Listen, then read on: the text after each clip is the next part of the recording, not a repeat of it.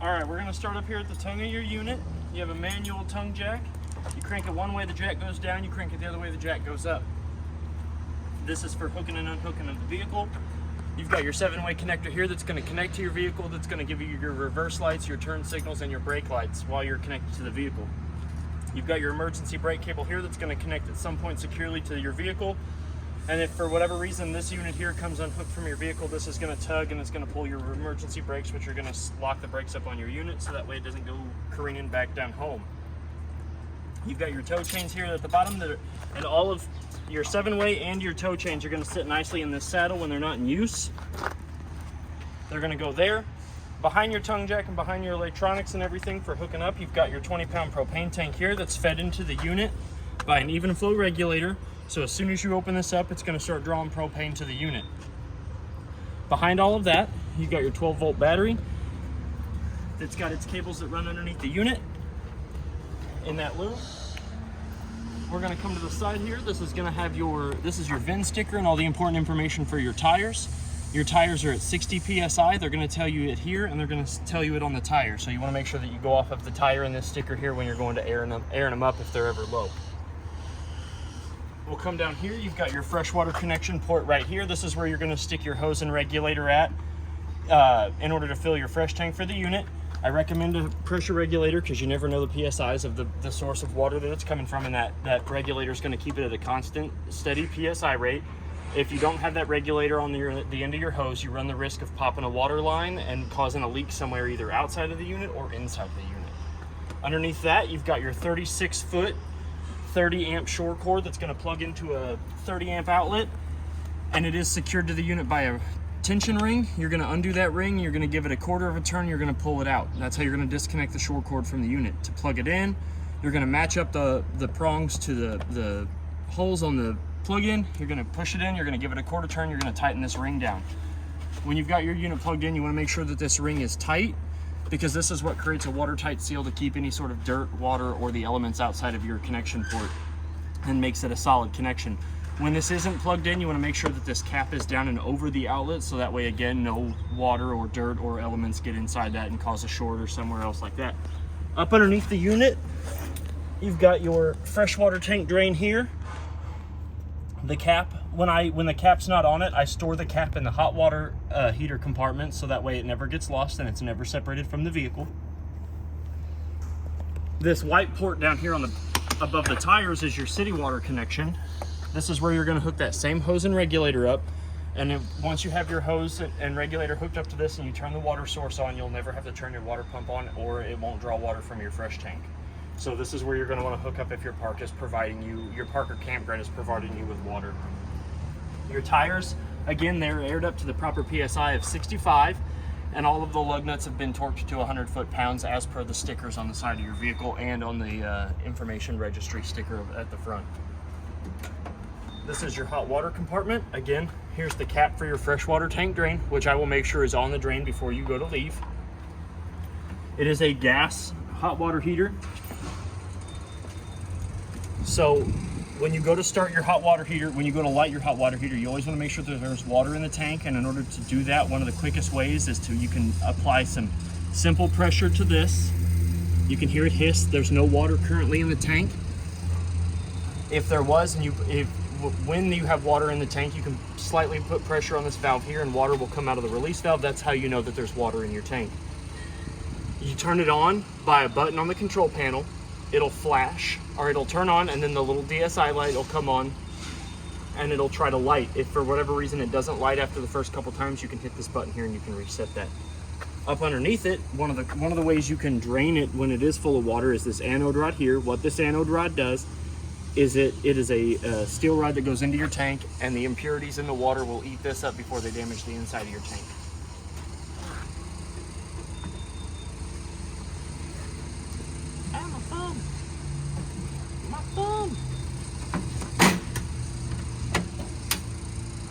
We'll come down here on this end. These are your low water drain points. This is for winterizing and dewinterizing of the unit. If you want to drain all the water within the lines of your unit, you're going to unscrew these. You've got two, one for cold and one for hot.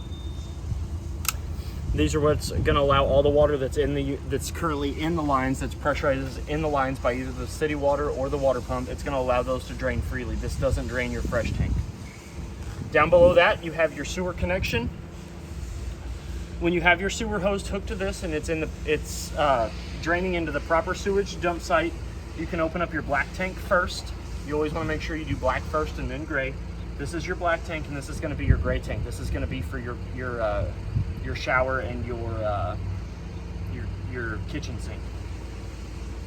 Behind that, you have one of two stabilizer jacks, which are 3/4 inch socket. There is a manual crank handle in the side compartment, or you can use a low-grade power drill once you get them started. I wouldn't recommend doing anything super high because you run the risk of damaging the threaded rods. But these are for stabilizing the unit only. They aren't for lifting and leveling because there's only two of them and they're on the back side. So they're only to keep the camper from shaking back and forth once you get to your destination.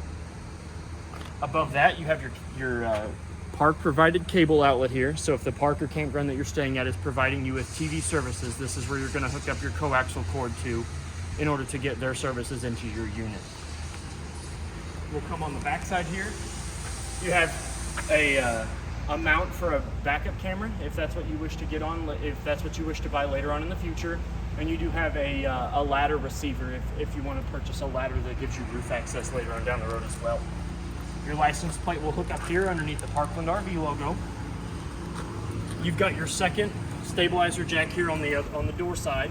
Again, they are not for lifting and leveling of the unit. They are for stabilizing only. I'll stress that till I'm blue in the face. We have your other tire, which again they are aired up to 65 psi, and the lug nuts have been torqued to 100 foot-pounds. We'll come over here to the side compartment. Up underneath here, this is your manual crank handle for the jacks. It is a 3/4 socket, and you do have a spare tire up in there that has also been checked for PSI, and it is at the proper 65 PSI as per the side of the tires. This is your spare awning that they put in there when they replaced it.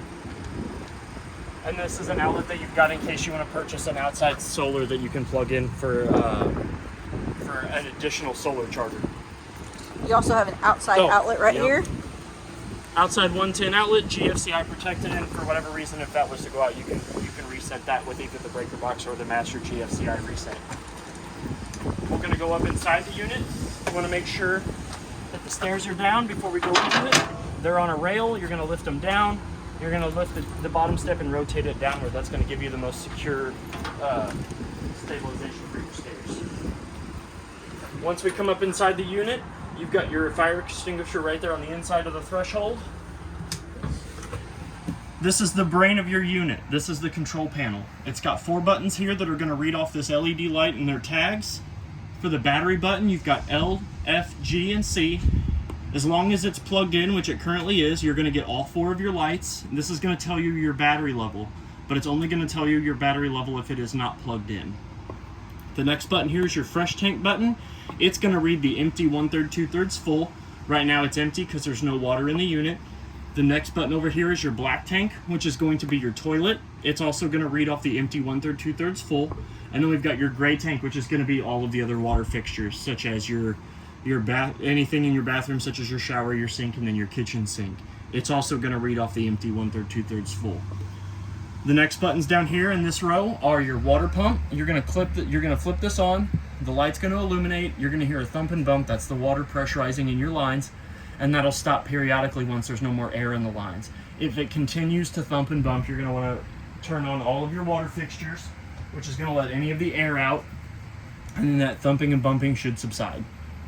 The next button here is your water heater, and it's going to be the same style red illuminated button. Once it's engaged, you're going to flip this on. The DSI fault light's going to come on for about a minute. Once it goes off, you're going to hear your water heater attempt to light its pilot light. It's going to click a couple times, and then that DSI fault will go off once the pilot light is lit and your tank is heating. If for whatever reason it doesn't light, that light will come back on, and then every 30 seconds it will attempt to relight itself. After about the second or third time of it not lighting itself, then you can go out to the hot water heater and hit that reset button, and it should kick on after that. You want to make sure that your propane tanks are open because it is a gas-fed hot water heater. So if your tanks aren't open, this won't light. The next black switch here is going to be your interior lights. It's going to turn on all of the interior lights that are in the ceiling of the unit. They are all manual as well, so if you have one off, that switch isn't going to turn it on and off. So for whatever reason, if you have a light that is not working when you flip your light switch on, your first step of troubleshooting is to come and make sure that those lights are in the on position. This next button here is going to be your awning lights. Are there any on this? No, on your new awning there isn't any. So this button here there's nothing that's connected to it. That would be if your awning had lights on it. And this button here is going to extend and retract your awning. And on this unit, the old one, the shorter old awning and the new awning don't have lights. No, neither one of them. So this is just here as a proxy. If you chose to install the LED awning lights. When you have your awning out, I recommend that you put it up as soon as you're done using it. The awning is one of the most expensive repairs on a unit. And when you have your awning out, you want to make sure that when it is all the way out, that the skirt that hangs off of the bottom of the tube is at the bottom, and that the canvas that's going into the tube that creates your awning is at the top. That's going to provide you with the ample amount of tension in the canvas, so that way you're not going to worry about the wind ripping it up. But if it does get windy, I recommend that you bring it in. And if you're going to step away from your camper, even if it's for 5 minutes, bring your awning in.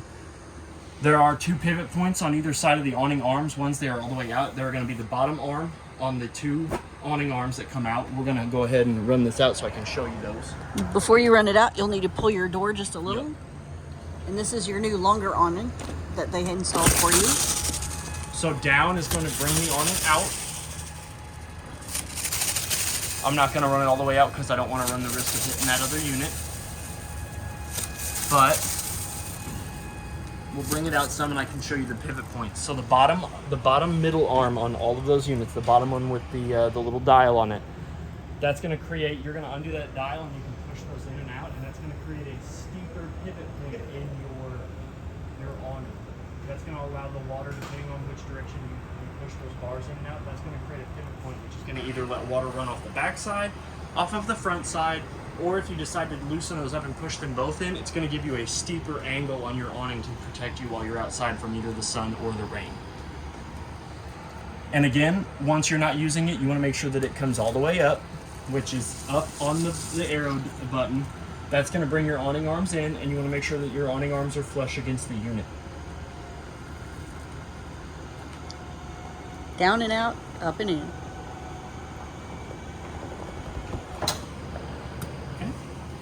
Now that we're done with the brain of the unit, we're going to kind of go across all of the features. Up above your sitting area, you have ample storage up here for blankets, throw pillows, snacks, any sort of desires there. Your couch cushions have Velcro on the back, so if you do want to apply Velcro to the wall so they can secure. Up underneath the couch, you have ample storage. Those slats are attached, so they're not going to come out, so you can't store anything big. You can store things that'll fit through that. Above the couch / secondary sleeping area, you do have a fire escape window. You would push this up out of the saddle, push it out, and then this will allow you to remove the screen, and then you can easily get out of the seat, just like that. That's how this fire escape window opens and closes. And then once you want it to close and seal, you'll push that back in its saddle and it'll sit flush. All of the shades in this unit are the friction shades, so you can pull them down to whatever orientation you want and leave them, and then they will stay there until you're ready to move them. We'll kind of work our way around. We'll go into the bathroom. Inside the bathroom, you've got ample closet space with a coat rack on the ceiling for if you want to hang up and wrinkle-free clothes or more throw pillows. Down below, you've got room for more towels and everything else, more throw pillows. You have a 2-valve toilet. There's no water in the unit, so it's not going to come out. But if you push it about halfway down, water's going to fill the bowl. And then if you floor it, it's going to drain into the black tank. So if you've got some risky business, you can about push it halfway down, and then you can floor it and get rid of that risky business. And the riser you requested has been installed. Yep. So your toilet does sit a little higher off the ground. After that, I might put one in my real house because my toilet sits a little low too. It is pretty cool. Up above the shower, you do have an open vent. There isn't a vent cover over it, so if you do open this up while you're in the shower, you're looking at the beauty of nature. It does have a fan that's going to suck all the risky business out of the bathroom in case things get heavy. Your shower is hot on the left, cold on the right, and it does run up to a shower head that does have a switch off button, so that way you can leave the water running, and so you can leave your hot water running in case you want to switch showers. That sits nicely into the wall mount. It does have a shower curtain and a rod that will allow you to have your privacy while you're in the shower. The bathroom light is also connected to the light switch, so as long as it is on, it will come on with that light switch.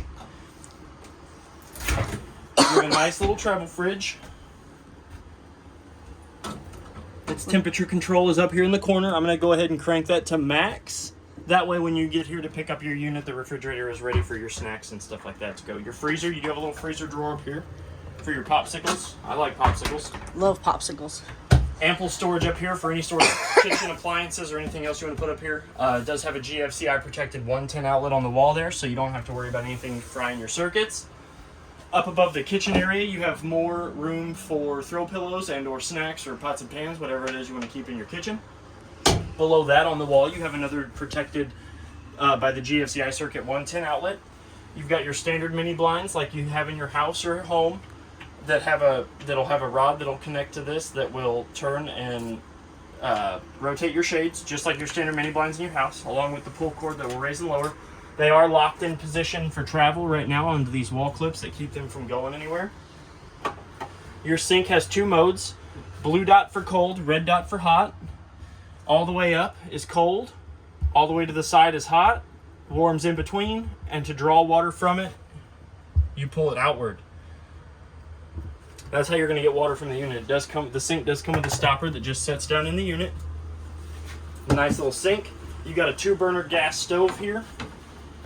You can't cook on this glass top surface. It does get hot, but it does not get hot enough to cook anything on. So in order to use your oven or your stove, you're going to want to pull it up to create your backsplash. You're going to hit this button here that's going to turn your knobs on, which is when the lights are on, it's basically saying that it is prepped to draw gas from the tanks into the unit. You're going to turn the burner on to the flame. You're going to hear that clicking. That's the striker trying to ignite. Once you hold that on for about 3 to 5 seconds, once you've got gas drawing into your unit, you should see the blue ring of propane flames around your burner. Hold that for about another 3 to 5 seconds, then you can adjust it to your proper temperature without the burner going out. And that's going to be the same for both burners. When you're done using it, turn those lights off, and that stops the unit from trying to draw propane from the unit. You can lower this back down. It does have 2 rubber feet that will keep this secure while you're in travel position. Underneath that, you've got your fireplace, which is your primary heating source for the unit. To turn it on, there is a remote that is going to be in your bag. I put them in here so that way nobody loses them. It's got 6 buttons. This one's going to turn it on.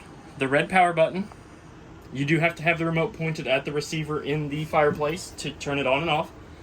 The red button here is going to, or the thermostat button is going to change the temperature of the flames from high to none to low. So you've got 3 settings. The flame button is going to change the color of the light on the rocks. It's going to let you cycle through the different RGB settings. You do have up and down button that's going to allow you to change the temperature of the air that's coming out of it. And the clock button next to it is your timer. It's going to start at 30 minutes and then go in increments of hours from 1 to 5. So it will shut off and turn itself back on the time that you've chosen. This is your primary heating source for the unit. So in the wintertime, if you're going to be camping or if it does get chilly at night, that's what you're going to use to provide heat to your unit.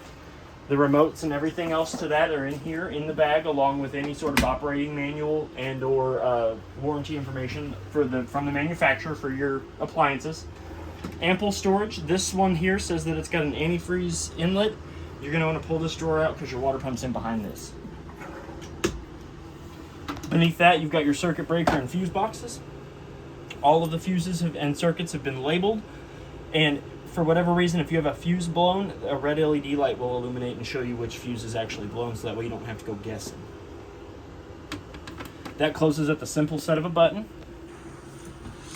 You do have a table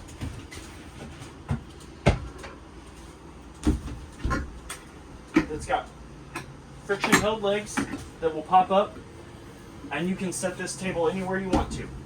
And there's not a direct spot. You can set the table anywhere you want to. You can take it outside.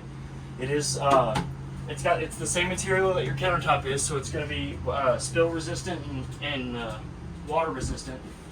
And then when you're done, you just push in on the joint, and the legs will fold back down.